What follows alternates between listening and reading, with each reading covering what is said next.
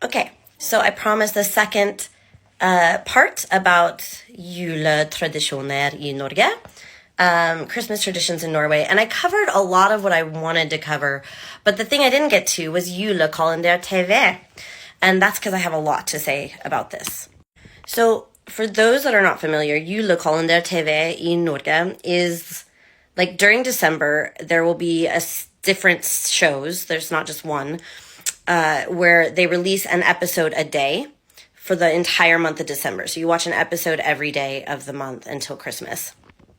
And this is true even for shows that are not new. So there's a very beloved show called Snowfall that's been around for about 10 years now.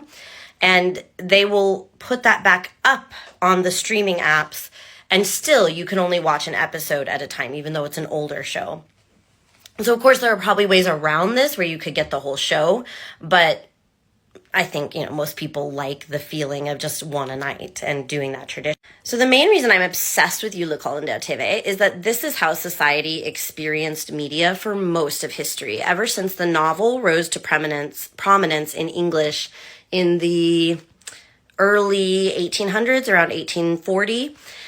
They were traditionally released, once novels got really popular, they would get released weekly or monthly through a magazine subscription.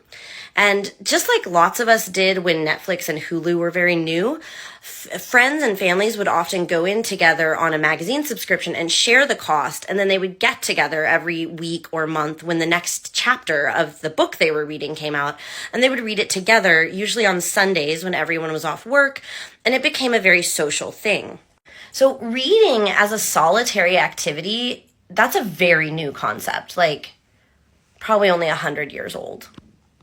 And actually, if you think about it, TV itself was, in English, we call this serial reading, or something is produced serially, piece by piece at a time. That's the way we experienced TV until Netflix came around, right? And really took everything over in the streaming media world. So to some extent, I think you could say that this is nothing new or exciting because this is just how TV was back in the day. But on the other hand, it is bringing back that social element, that people gathering around a book to read together, because in general, I'm sure you don't have to do it this way, but because you only get, that one night to watch it and you're ready for the next episode, in general, it encourages the family to come together more. I know it does, at least for mine. And I know like in the 1960s and 70s, people would gather around the TV when it was like you had one chance to watch the show. You couldn't just play it back. So I think it brings back that social element of TV watching. For my family last year, I had to translate everything for them. So it forced us to be together. Nobody could be on their phones. It was just very sweet, creating like a sort of sense of family and togetherness around Christmas. And the last thing I'll say is that I did a class once where I experimented. Normally teaching Victorian novels like I do, you're trying to get students to read a bunch of 800-page books in one semester, and you're just like going so fast. But one time I did a class where I had them read just 2 books all semester, slowly, in the serialized form that the Victorians would have done it. So a chapter or 2 a week.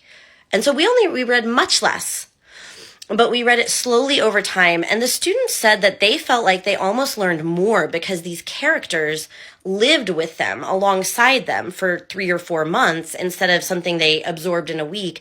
And so the ideas of the book and the story stayed with them longer. And that came out of, I had a teacher that did this for me in grad school, but I also experienced it. There was one Victorian novel that it was really boring to me, and it took me like a year and a half to read it. But in spite of it being really boring and slow, I think about that book more than any other because these people became like characters that lived with me for 18 months. If you were like a Game of Thrones person, or if you've ever gone through a series that went on for a long time, you kind of feel like that becomes like part of your life and the characters like live a bit more for you. So that's the other reason I really love this like slow release. You kind of get forced to be more invested in the plot, and you have to wait for the next installment, and you think about it a lot more in the interim. So, julekalender TV. I had trouble getting to this video before Christmas, but I did it. So there you go.